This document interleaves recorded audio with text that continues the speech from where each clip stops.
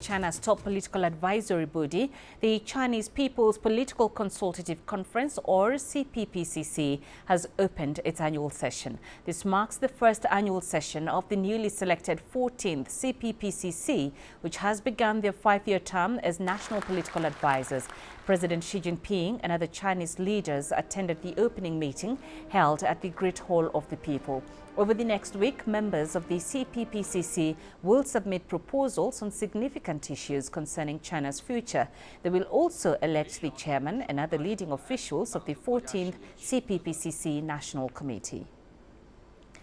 We're now joined by Huang Yue in Beijing, who's been following up the proceedings at the meeting. Huang Yue, the first plenary session of the 14th National Committee of CPPCC is underway. What is on the agenda of the meeting today, and who is expected to attend as well as speak?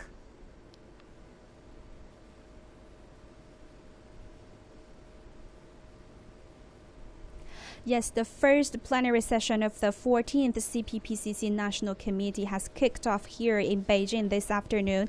President Xi Jinping and other Chinese leaders attended the opening meeting, while Wang Yang, the chairman of the 13th CPPCC National Committee, delivered a work report to the session. Over 2,000 members from all walks of life have attended the meeting to hear and deliberate on the work report. And this year's CPPCC session will run from March the 4th to the 11th. And during these days, the members will have 9 tasks, including reviewing and approving an amendment to the CPPCC charter, electing the chairperson, vice chairpersons, secretary general, standing committee members of the 14th CPPCC National Committee. So in the coming days, they will all be working on this agenda. And what's the agenda for this year's NPC session?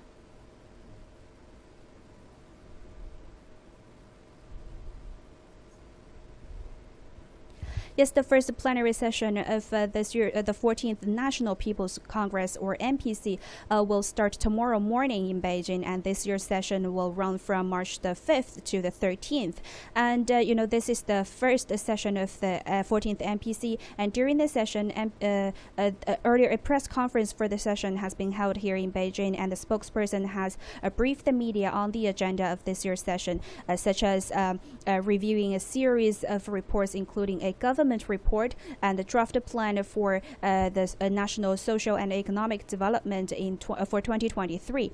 And all the NPC deputies will also reviewing the draft amendments to the legislation law and the plan for reform of China's state council institutions.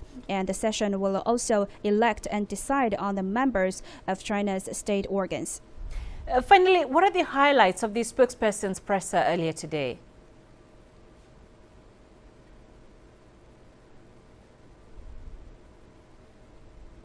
Yes, every year the presser ahead of the session will attract a lot of attention because it offers a window for the world to learn more about China's socio-economic development plan for the year. And usually, the NPC is the top legislature of the country, so reporters ask questions about China's legislative work.